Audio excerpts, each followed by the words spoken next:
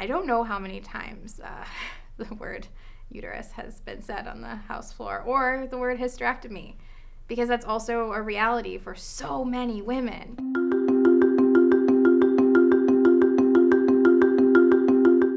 I'm Congresswoman Abby Finkenauer from Iowa's 1st Congressional District, and I have endometriosis. So 4 weeks ago, I was home right after we had taken votes in the House, and I'm ready to go get on a plane, head back to Iowa, and all of a sudden, I'm having some really severe pain, which I'm really familiar with. It was a stabbing in my lower left side. It was a tight pain, like your fists are just clenched and in almost like a vice grip in your low back. And this pain is very familiar to me because I have endometriosis.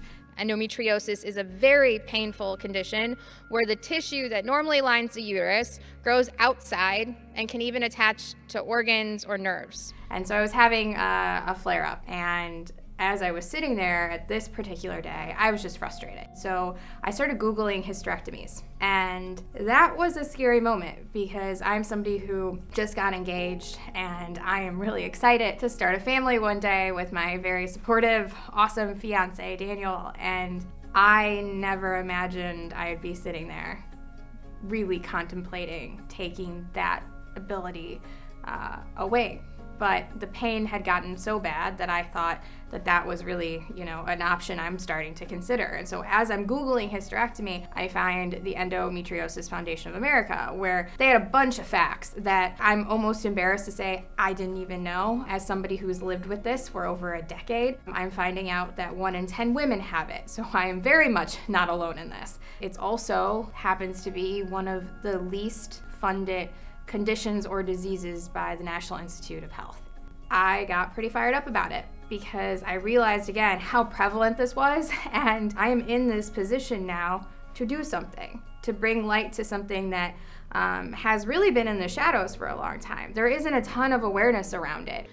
Endometriosis is also the #1 cause of hysterectomies for women ages 30 to 35. Part of the problem with there not being awareness around it is that so many women don't even know they have it.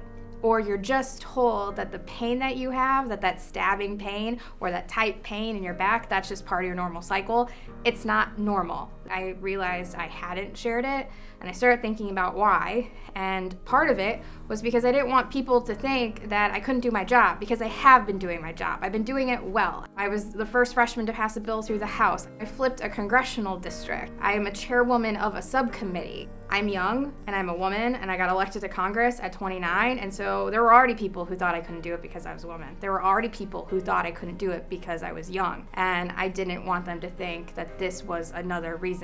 And it's not. This doesn't make me weak that I have this. In fact, I have pushed through more days, as my fiance says, that would have put him on his back. Unfortunately, some days I just have to push through it, and I'm one of the lucky ones. And that was also why I decided I had to do something. I had a mom that believed me. So many women aren't believed when they talk about the pain that they have. And I also had a dad who had good union health insurance, and it's something that not everybody has. The average is it can be 8 doctors before a woman is diagnosed with endometriosis.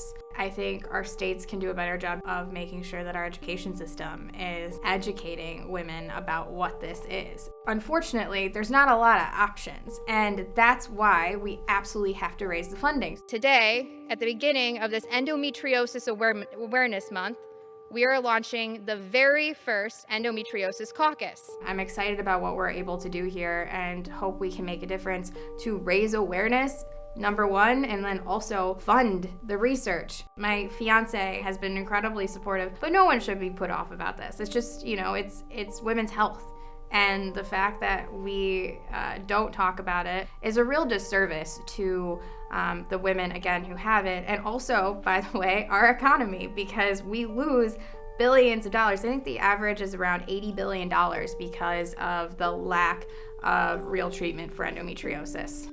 We have some women that drop out of the workforce because of this. Depression is higher because you don't know what you have, you just know you're in pain. 60 to 70% of women who have endometriosis can struggle with depression. It's a hard thing to talk about. You can't see it. So it's not like you have a broken leg. To the 1 in 10 women who have it, and to the women who may be hearing their pain described for the very first time, know that you are not in this alone, that we are going to find better options.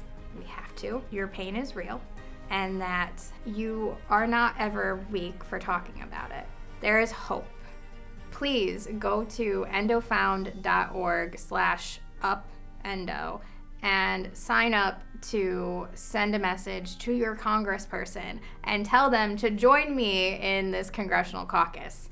Because it is too important, and we need to up endo research, up endo awareness, and up endo funding. Endometriosis.